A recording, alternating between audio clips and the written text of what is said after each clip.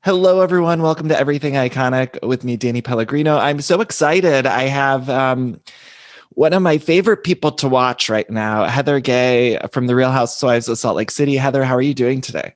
I'm doing great. I'm thrilled to be here.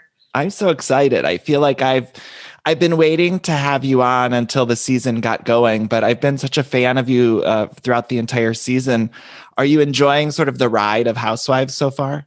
Yeah, I mean, for sure. It's all very surreal, to be fair. It's like it's happening and you know it's happening and you're enjoying it, but it still seems like surreal and like a dream that you're going to wake up and like this whole podcast I've listened to you for probably I want to say years, but Oh my like God. Thank you. my friend recommended you and asked me, I told her I was coming on because this is like a milestone in my life. And she said, oh, my dream is for him to say my name and I'm going to have it be my ringtone forever. What's her name? What's her name? Monica. Monica. Monica, we love you. You're a queen, icon, and legend. Um, Heather, I gotta say, about a week or two ago, it was revealed that Rihanna, of course, we all love, she is among the people. She's just like us, and she said she's obsessed with you. What was that like? I mean, I thought it was like an Instagram bot for sure. And so I just like, those algorithms, they're so invasive. And so I replied, and I cringed and like put the pillow over my face after I replied. I mean, there's no way to reply to Rihanna that's cool. Right. Everything I just embraced my uncoolness and embraced my fandom. And then she DM'd me back with like, I can only describe it. It's like, it's so sacred to me that I don't want to share it. So, but I would say it was like a shot in the arm of Rihanna, femdom and confidence and you can do this, like women, empowering women. It's a cliche. And Rihanna, she's heroin to the veins. She is just the best, Heather. I mean, and she's so selective with like who she follows within the Bravo world. It is truly, I believe, the highest badge of honor. It's like her, Chrissy Teigen, like when those people, when those girls come knocking, right, you have to show up. Yeah. So that was a thrill, of course, and I kind of started this process really in the depths of, to be fair, I've been dead inside for a long time, but, when you're dead inside, it's pretty dark. So these are like, the cracks, the light's getting in the broken cracks, I would say. How are you doing now? We're seeing a lot of the stuff you're going through play out in the season, but obviously you guys filmed it a while back. And are you feeling like kind of coming into the light a little bit? Yes. Yeah. Like go toward the light, Carol Ann. It is me. I am. And I mean, the light. Heather, I always think of that song. Did you ever hear that song by Gloria Estefan, like from years ago, where it was like coming out of the dark? Like that always plays in my head. It was like in the early 90s, it was an Olympic song and it was very dramatic, but that's like what I'm thinking. Well, like, I'd like you to sing it, Danny, because I know a lot of coming out of the dark. Coming out of the dark. That is me. I can't sing. I'm slowly coming out of the dark. I think, it's hard because you don't want to put too much stock in all of it because it's so ephemeral and it's entertainment, but I feel maybe it's because I'm an empath, but I feel like the love from the audience and like the Bravo world and like it is real. Like the energy is real and humanity is real. Like I'm losing my religion and I'm finding a new faith in humanity, which is hopeful. Yeah. I think a lot of the reason why so many people latch on to you is because Bravo viewers, especially reality TV viewers, we've been watching this stuff for so long. And I think we can spot when when it's real and we can spot when someone is not just playing something up for the cameras. And I think that's one of the things that's so appealing to you is you just feel like you're very much yourself on the show. And so I appreciate that. Thank you. You guys can lean into that. I can lean into being me. That's easy, You guys filmed the reunion already. I know you can't really spoil too much about it, but can you spoil like a little bit about it? Well, I can tell you that I met Andy, the AC, with the 411, and it was everything I hoped it would be.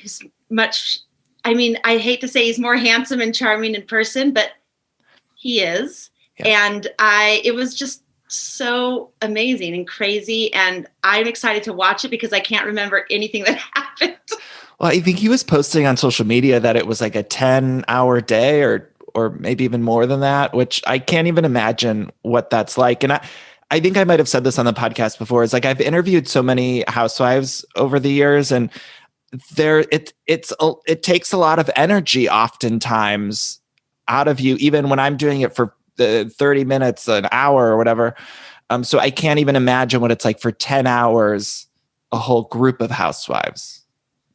Yeah, it went very fast. I'll say that. Like it seemed like there was not enough time. And then it also seemed like we're still talking, so it's kind of a fog machine. Like, yeah, it's like a Bonnie Tyler video is how I would describe it. Heather, Beautiful and wonderful and mysterious. And I can't wait to watch it 1,000 times to figure it all out. I love your pop culture references so much. When you talked about Grease 2, or you made a little Grease 2 reference, of course, I died. I mean, it was amazing. Have you ever climbed over a stepladder and not reenacted the Cool Rider dance? No. It's so good. So it was natural for me. I actually think I love the first Grease, but I feel like Grease 2 is like on par, or, sometimes I enjoy Grease 2 more than Grease 1. Yeah. I for my whole life enjoyed Grease 2 more than Grease 1. And then and I always wondered why it didn't hit like Grease 1, it seemed like the bad stepchild or something of the franchise. And I read someone, a review, and they said that it was too much forced sexuality. Like Grease 1, it was implied, like Grease Lightning, all these things. And then they just went for it with Grease 2. And so I watched it with that perspective, and I can see how they jumped the shark a little bit. I don't care. It's Michelle Pfeiffer singing and dancing to cool. It's the best. Yeah. The best. Heather, you're very much the peacemaker of the group. Did you find it tough to sort of be in the middle of a lot of these arguments or trying to maintain the peace amongst the women? I don't know if it was difficult. I think it would be natural for anyone in my situation to kind of be like, well, wait a second, it seems pretty simplistic when you're in it. Like, this is like, should I speak up? It just feels natural to do that. I don't think I was successful in maintaining peace at all. And I think that was kind of where you kind of rub up against it, as you realize, oh, maybe everyone's objective isn't peace and harmony. Maybe there's a level of, I'm going to hold on to this like a dog with a bone. And that was what was surprising and hard for me. But the speaking up, I think, was natural. I think anyone in my position would have done it. There's been a lot of rumors about sort of the timeline of filming, and in the episodes we've seen flashbacks to a time which was seemingly before the first episode. I think maybe that was early on in the stages before the show was maybe officially picked up. Can you maybe clear some of that up?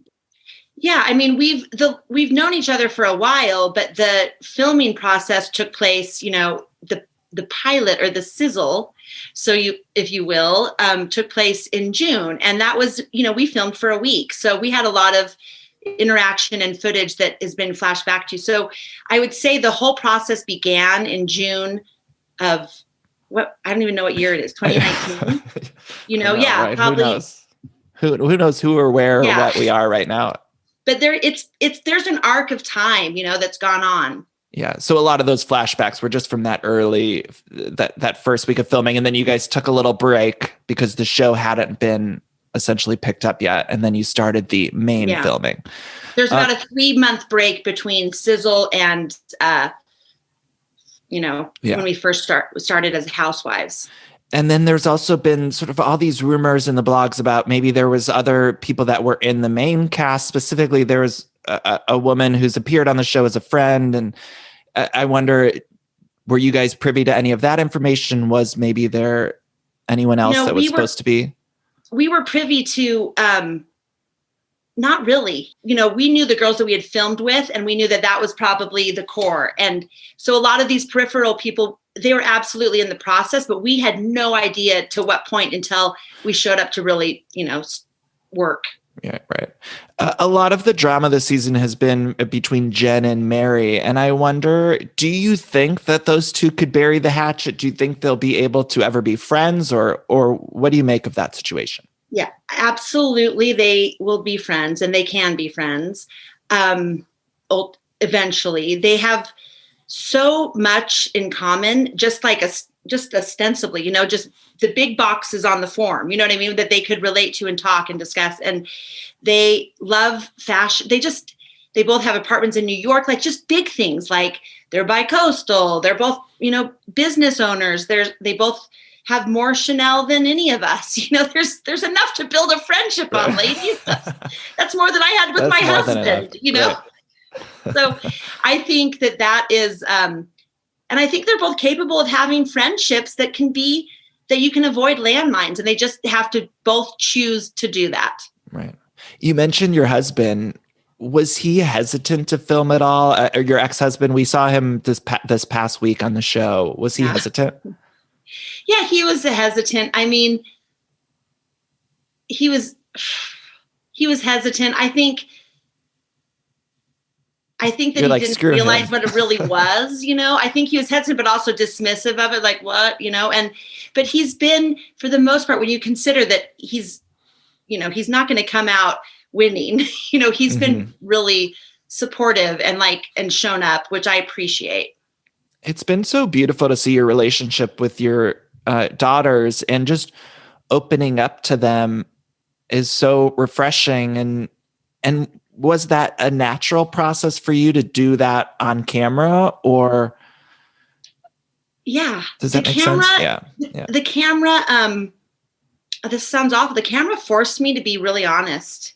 It catapulted a lot of things that, as like a suburban mom, I would have just assumed, swept under the rug and just name, rank, serial number as a mom. And that's what I'd been doing for a long time.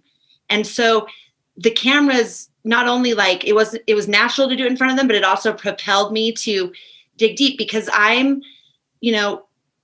never saw my mom cry. You know what I mean? Like I'm from kind of a background of spare the kids at all costs of any human difficulties. Right. And so it forced me to be honest. And I have great kids. I've realized more how great they are. And it's the mom I always wanted to be, but never had a reason to, or was, it's life. What has surprised you the most watching this season? Has there been maybe a confessional from one of the other women that you thought was super shady, or was there a moment a heartbreaking moment? I've been watching the Whitney story unfold with her dad, and I'm sure you were privy to a lot of what was going on. But I'm finding it so beautiful that they've opened up so much about that. Yeah, I've loved watching Whitney navigate that with her dad. She has other siblings and she's really taken it on. And I think that's a common story. I think that happens a lot. Not to take it back to me, but I've been mostly shocked by the fact that people like me. And I know that sounds like pithy, but like, it's true. Like, I'm just like, that was just a meatball joke. Heather, people love you. When you were one of the meatballs, work, Danny. I didn't even scratch the surface. Like fat cankle jokes and food jokes. Like I do those in my sleep. When you said you were a flapper with cankles, we were all in love. That was the moment I think I was like, okay, I would jump in front of a bus for her. Well, that felt like a moment that I was just trying to like alleviate the stress of the situation and get Coach Shaw in. I didn't even think that, it's always the outtakes. I didn't think anyone would film me guarding the burger. I thought that was my deep, dark, dirty secret, and flapper with cankles. So I'm learning to lean into the outtakes, One of the things I love so much about this season is that it's fun. And I know you guys filmed it before COVID, so you didn't have to deal with any of the pandemic stuff, but it's just refreshing because so much of what we're seeing on TV right now is a lot heavier. And so I'm loving those little fun moments, and I'm loving the drama that's not too serious, and that, I don't know. Did you watch the other Housewives before? You must have watched the other. Yeah. I watched all the other Housewives, and while I'm an empath, so I'm like really into like the crying scenes, like the Morgan letters, like those are the moments where I'm just like, this is why I watch. Yeah. But I've watched all of them, and I realize, and I think that I'm leaning into that. Like, I realize that I really want to see like Sonia wash her panties in the bidet. You know what I mean? That's like, those are the life hacks I'm looking for when I watch Housewives. So, you know, if someone's going to order meatballs because they saw me on TV, then I've done my part. Yeah. I feel I've contributed. Who do you love on the other franchises? Like, is there a housewife that you look at that you just, you have a favorite? Yeah, I love Sonia Morgan. I love her. I don't know if it's because I sensed a lot of what she was going through. I related to it, and I got to see it play out. I think she's funny and kind, but not dumb, you know? And I think I like people that can read the room, but they don't feel the need to control it or be cruel. And I feel like Sonia embodies that. So I would say she's always one of my favorites. You know, I think all these women are remarkable for coming on TV, remarkable in their bad and remarkable in their good. And we need, you know, we all have a little bit of it in us, right? So Heather, now I asked people to send in some questions on the Everything Iconic Patreon. And first of all, every single one was like, tell Heather she's a queen, an icon, and you know, like everyone was like, tell her we love her. So I got a lot of those, but I'm going to run through some of these because there was a lot of them. Let's see. Kristen Wilson. This is sort of a fun question. Kristen Wilson said, why was her husband or ex-husband wearing Skechers? I'll never forget it. Yeah. Well, I made a comment. It didn't make it, but during that thing, I said, so when did you decide just to like go full dad shoes route, Billy? At what point? And then he came over like a week later and he had upgraded his shoes, and all the girls, we didn't say anything. We didn't embarrass him, but then he left and we're like, I think dad like upgraded his shoes. You got a style. Too late, Billy. It's on international television. But yes, the Skechers, that's par for the course. The family I married into, whilst wealthy, frugal to the bone, you would never know ever. Have you heard from my them? mother-in-law drove in a Suzu Trooper that used to like break down on the side of the highway. And I was like, can we buy a car? You probably have the money in your panties. Let's go get you one. You know? Right. I always say my grandmother used to always like have half a cough drop and wrap it in a tissue. And I'm like, Grandma, we could afford the second cough drop. Like we don't need lifetime supply. Right. Yeah. Very frugal and just sensible. But you know, that could be a good thing. Have you heard from the ex family at all? Like, have they watched this? We're totally in touch just because of the girls. They moved to Florida. They have a home here and then a home in Florida as well. And they don't speak of the show, but they still show umbrella love and support to me. And of course they're aware of it, but it's just not our way, you know? If we acknowledge it and embrace it, then somehow we're endorsing it. And so we just love without the details. Since the show has wrapped, have you started seeing anyone? No. That's the $1 million question. A lot of people wanted you to get with that horse guy. Joe, the gorgeous horseman. Yeah, I don't know. Joe's married. You know, 3 horse lessons later, he tells me why he doesn't wear a ring because he could lose his finger in a bridling accident. I'm just kidding. No, I knew Joe was married, but he was gorgeous. Yeah, he's beautiful. Emily wants to know which housewife is the most frequent customer at Beauty Lab and Laser, which is your place. Whitney. Whitney gets a facial like once a week, and she sells her stuff there, so she's always dropping in. Oh, nice. Erin McLean wants to know what excites you most about this new platform. I guess the love and like you were saying. The love. But I also want to use my voice to lobby TJ Maxx to come up with a better price tag system for their home goods, housewares, because it ruins the gift every time. I know, Heather. When is Biden going to take this on? I mean, we need someone in home goods too. It's like those stickers, and I know there's all these hacks online. Like you can use the hair dryer or the Goo Gone, or some people say like a pencil eraser.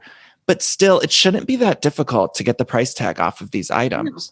And I want to go, and I think it's the people that are switching the tags that force them to use this like 5-part puzzle piece, highly adhesive tag. And I would say to our fellow men, like, where's the humanity in the Christmas hostess gifts that we are purchasing at Home Goods? Because it takes up too much time. It negates value that I'm getting by shopping. It's like a fucking jigsaw puzzle. You know, my mom for Christmas, I'm sorry we're veering off here, but my mom got me, I wanted soup bowls really bad because my boyfriend made me throw away my old soup bowls. I had like, you know, the traditional. Anyway, she got me new ones. And this one, I've tried every trick in the book. They were from Home Goods. My mom got them. And there's one of the 4 that I cannot get this thing. I've dishwasher. I've done it all and it won't come off. And it's because it's like that 5-piece or whatever, you know, it's in. And there's a fuzzy, weird fabric element to some of the glassware. So I have 4 beautiful cups that have tiny square residue squares on them. And I can't use them for guests, obviously. Right. I use them myself, and I use it as a reminder to never forget where I've come from and what's really important to me. It's good. Emily said, how quickly did you pull away from the Mormon Church after your divorce? You know, I'm still pulling away from it. You know, it's a very involved church. So like I was leaving for the airport to go to the reunion, and a man from my congregation was my driver. And when I got there, I got a text from, you know, and I have a fairly older congregation, you know, and I'm still in it, but I am not going to church because of COVID. So there's kind of this weird thing where it's a slow bleed. Yeah. And do you think you'll fully cut ties ever, or? I'm a non-practicing Mormon, and that is clear. And I've done that on television now. So that's done. Yeah. But theoretically, I want to cut all ties, but emotionally and kind of just like romantically, because of my childhood and my family and my community, I want them to still love and accept me and just give me, you know, a different set of standards, which that remains to be seen. This could be a new future, you know, Heather Gay Mormonism, where all the love and none of the hate, none of the bigotry, none of the rules. I just spaced out. I was going to ask you, I had a really good question and I just forgot it. Anyway, let's see. Megan wants to know, will your ex-husband be appearing in the future on the show? I don't know. We'll see. Yeah. Have you received backlash in terms of, I know I asked you about your relationship, but in terms of the Mormon community, have you heard like any intense backlash? Yeah. From the show? Yeah. Yeah. Like what it's kind? It's mostly devout Mormons that are upset that I would say things that could be interpreted as negative about the church.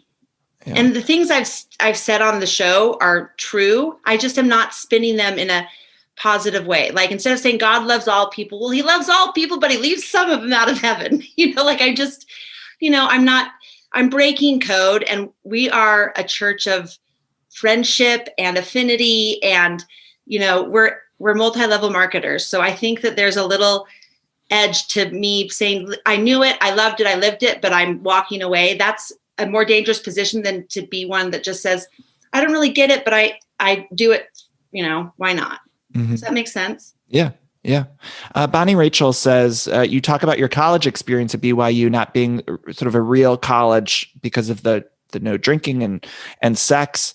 And she wants to know, how would you feel about your daughters going to, do you feel like they should be able to go to any college they want? Would you prefer them to go to something like BYU? Yeah, I'm totally passionate about this. I have a 17-year-old daughter that's applying for schools and is getting some acceptance letters like just this weekend, actually. And I don't care where they go.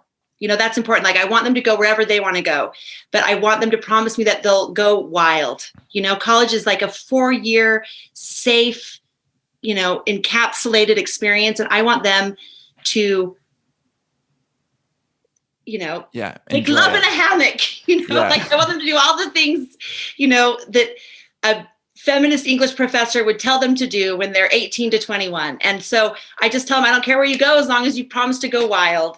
And I want them to go out of state, but that's their whatever choice. They want. Yeah. You know, I feel similarly to you. I was closeted and I went to school in Ohio to college. I spent my first 2 years at Ohio University, and then I transferred to Kent State. And I was always so antsy to like move on to the next step of my life. And I was always a by the book kid, and I certainly had my nights and had fun. But I look back and even in my early 20s, and I think, oh, I wish I would have had a little more fun and been a little bit more loose, because I don't know. I think I was a little too buttoned up at all points in my life, but maybe that's just who I am. I don't know. I mean, that's how I felt. Like, it's kind of when you're wearing like an uncomfortable coat, you know what I mean? Like, you can have fun, but it's like, you still don't know what you could have experienced or could have been. And that type of regret, haunts me. So I project it onto my kids for sure.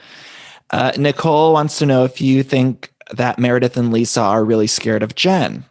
Well, yes, of course I do. Any human on the planet would be scared of volatility that has a hair trigger. That doesn't make you, it's not a character flaw to have self-preservation. That's what was so mind-boggling to me. Like, aren't we all? Like, I thought we all were. I'm watching it. I'm like, oh my God, Jen. She goes from 0 to 100 really quickly, it seems. And you don't know what it's going to be. You're just like, did I say raspberry? I meant strawberry, please. Strawberry. Like, does she get like that at the reunion? Does she go 0 to 100?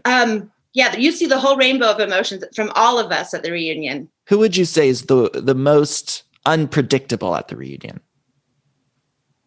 I'm so excited for this reunion. Ooh, unpredictable is hard. I would say, I think people might be surprised by my level of rage.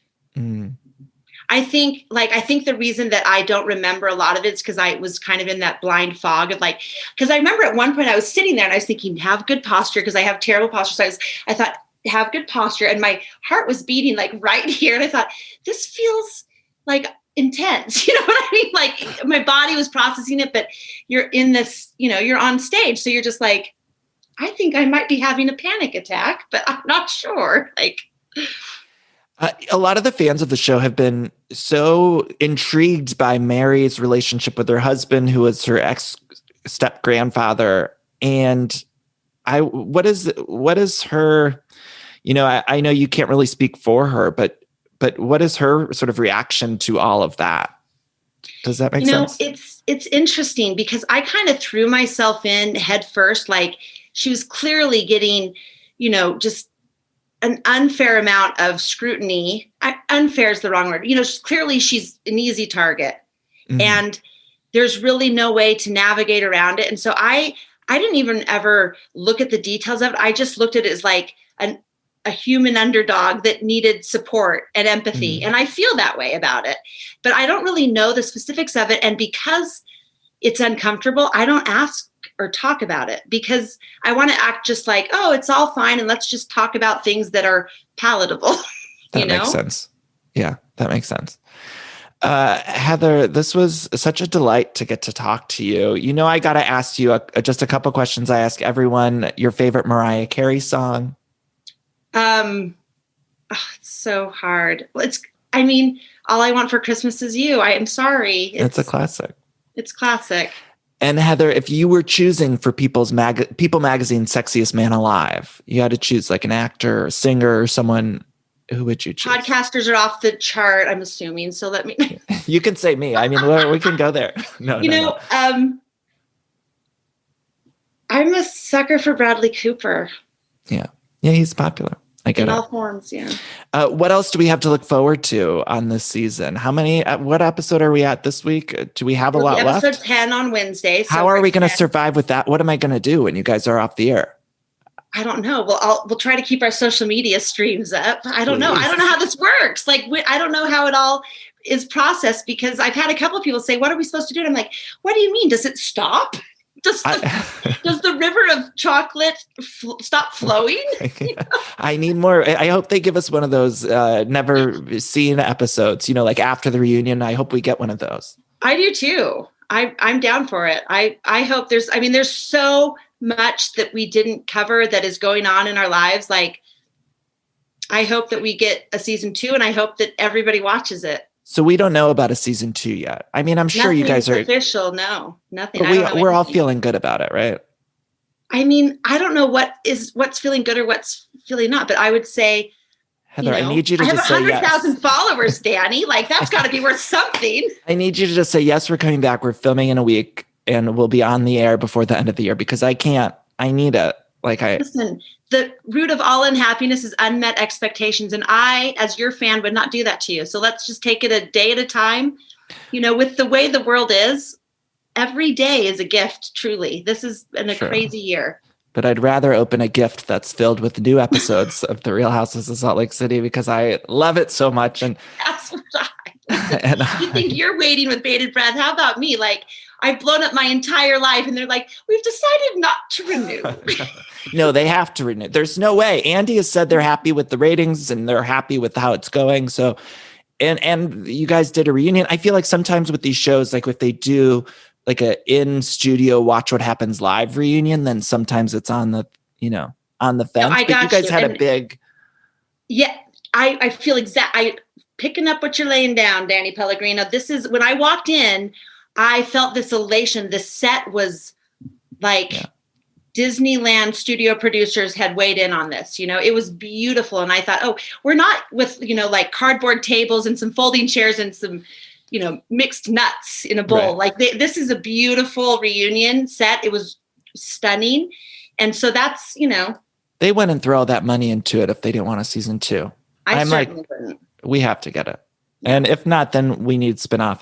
Heather, thank you so much for taking the time. I love you. I love watching you. And so thank you for opening up your life and being so wonderful on screen. No, I love you. I'm a longtime listener, first time thank you. Visitor. And I love what you do. I can't wait for you to come back when your season 2 is airing because it's going to. Please, oh, please, oh, please, oh, and, please. And by the way, I want the same cast. Do you want the same cast? I want for sure. I wouldn't mind let's add a new person, but I think let's see everyone else the second season. Yeah, I absolutely want to see everyone back for sure. Heather, thank you. All my love. Love this. Thank you so much. Bye, Heather. Thanks. Bye.